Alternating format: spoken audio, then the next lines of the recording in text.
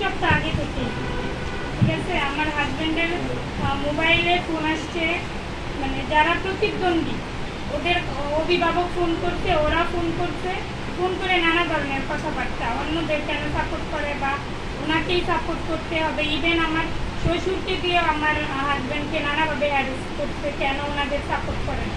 দুই পক্ষের মধ্যে মানে সাপোর্টের ব্যাপারটা নিয়ে, নির্বাচনের এই সাপোর্টের ব্যাপারটা নিয়ে মানে এইটা হয়েছে। আর এটার জের ধরে নির্বাচনের দিনই ওনারা এই সাংবাদিক আর ওই মহিলার মেয়েকে নিয়ে আসছে।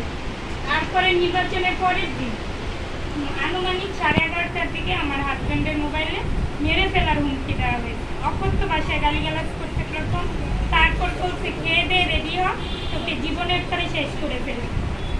এখানে প্রার্থী তো কয়েকজন, আমার কিন্তু মনে কোন হচ্ছে প্রার্থীর নামটা বলেন। আমার মনে হয় যে এই পুরো ঘটনাই ষড়যন্ত্রমূলক। মানে নির্বাচনের আগে থেকে নির্বাচনের দিন, নির্বাচনের পরের দিন এবং গতকালকের ঘটনা পুরাটাই একটা আরেকটার সাথে রিলেটেড এবং পুরাটাই ষড়যন্ত্রমূলক।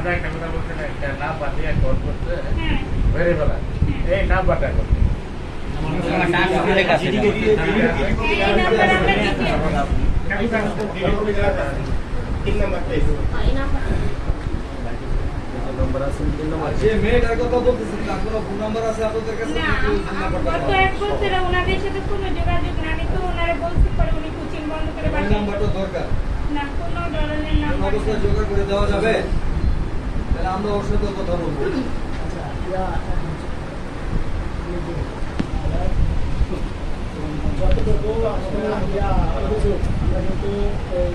নাম্বারটা চাচ্ছে দাদা ওনারা, যে নাম্বার থেকে ফোন করে বলছে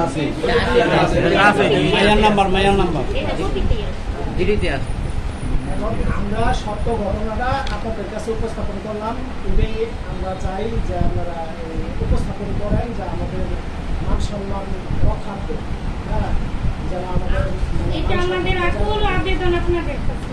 আমরা কাউকে হ্যারাস করতে চাই না, কাউকে বিপদে ফেলতে চাই না। আমাদের কথা হচ্ছে আমাদের সম্মান যেন অক্ষুণ্ণ থাকে, আমরা যা করি না তার অপবাদটা যেন আমাদের মাথায় আমরা পারিবারিকভাবে খুবই সমস্যা থাকে।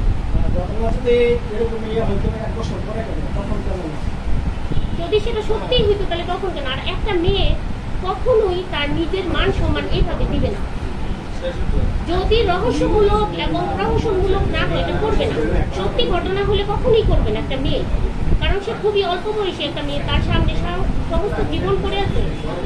তারপরে হইতে আমার আপনারা যে বিষয়টা উল্লেখ করছেন সবাই মিথ্যা, কিন্তু মিথ্যার পরিপ্রেক্ষিতে আপনারা কেন আইনের আশ্রয় না দিন? আমরা তো এই যে দ্বিতীয় দিকে আইনের এটা তো হত্যা হুমকি যেটা দিচ্ছে এটার সংবাদ যে প্রচার করছে এটার বিরুদ্ধে কি? এবং এই সংবাদ প্রকাশের পরে ফেসবুকে যেটা ভাইরাল হয়েছে, ভাইরালের পরে যে কমান্ডগুলি আসতেছে এটার পরিপ্রেক্ষিতে তো আপনার আইনের আশ্রয় নিতে পারতেন।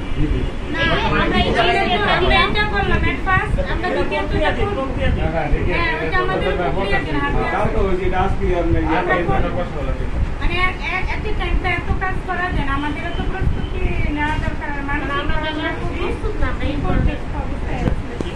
সাংবাদিকদের